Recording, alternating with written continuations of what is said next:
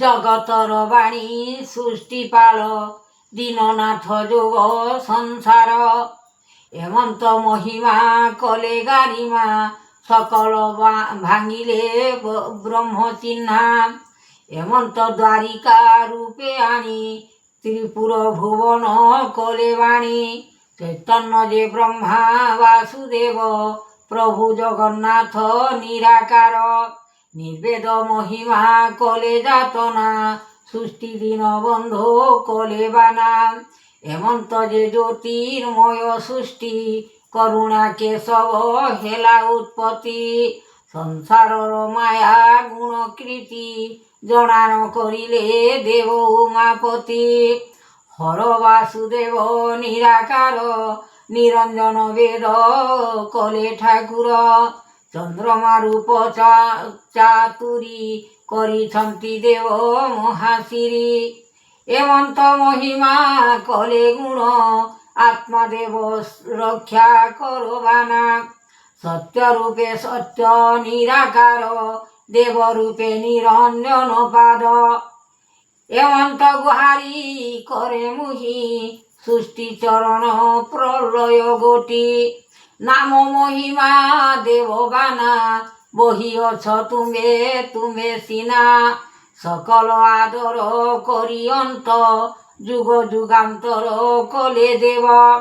ନାଥପତି ଅବତାର ହୋଇ ବିଷ୍ଣୁ କୂଳରେ ଜାତ ସେହି ଜଗତର ପତି ଦୀନବନ୍ଧୁ ଦୟାମୟ ରଖ ସବୁ ଭାବନାରେ ଚିତେ କଲି ଭିଆଣ ଲେଖିଛନ୍ତି ନାରାୟଣ ପୁଣ ଆପଣା ବେଦ ଅନନ୍ତପୁରେ ଠାକୁର ଅନନ୍ତ କଲେ ଯୋଗରେ ସୃଷ୍ଟି ଦିନ ବନ୍ଧୁ ଦିଗପାଳ ଲେଖିଛନ୍ତି ପ୍ରଭୁ କାଳ କାଳ ଜଣାଣ କରୁଛି ବାଣୀ ତେବେ ସୃଷ୍ଟିର ଭିଆଣ କାଳ ରୂପେ ଏହି ପରକାର ହେବ ସୃଷ୍ଟି କାଳର ଭିଆଣ କଲେ ଜ୍ୟୋତି ବ୍ରହ୍ମାଣ୍ଡ ଠାକୁର କଲେ ଅବତାର କାଳକୁ ଭିଆଣ କଲେ ଦେବ ଜଗତ ମହିମା କଲେ ନିର୍ମାଣ ଶୁଣ ଶୁଣ ଏ ବଚନ ଗୁଣ ଦୈବ ଲକ୍ଷଣ କଲେ ବିଧାତା ଜଗତର ସୃଷ୍ଟି କଲେ କର୍ତ୍ତା ଆଣିଛନ୍ତି ନିରାକାର ଋଷି ଜନ୍ମ ବେଦ ବାଣୀ କଲେ ଜ୍ୟୋତି ତିଆର କରିଲେ ତ୍ରିପୁର ଭୁବନ ନାଥ ଯୋଗେଶ୍ୱର କରିଲେ ଜାଣ ତେଣୁ ଲେଖିଛନ୍ତି ମହାକବି ଜ୍ୟୋତିର୍ମୟ ଭିଆଣ ଗୋଟି ଆନନ୍ଦିତ କଲେ ଯୋଗ ଶାସ୍ତ୍ର ଲେଖିଛନ୍ତି କବି ନିରାକାର ବେଦ ବ୍ରହ୍ମା କଲେ ଜାତମାନ ଯାହା ଲେଖିଛନ୍ତି କରି ଭିଆଣ ସତ୍ୟ ରଙ୍ଗେ ଅବତାର ହୋଇ ଲେଖିଛନ୍ତି ଭାବର ଚକ୍ରଧାରୀ ଗୁଣ ସୃଷ୍ଟି ନିରାକାର ଦେବ ଅଲେଖ ବ୍ରହ୍ମାଣ୍ଡ ସୃଷ୍ଟି କର ଏମନ୍ତ ଯେ ରୂପ ଚକ୍ରବାଣୀ ଯାହା ଦେଇଛନ୍ତି ନାଗମଣି ଗୁରୁ କୃଷ୍ଣ ଦାସ ଏ ଗୋବିନ୍ଦ ବାହାର କରିବେ ନାଗ ବର୍ଗ ନାଗଠାରେ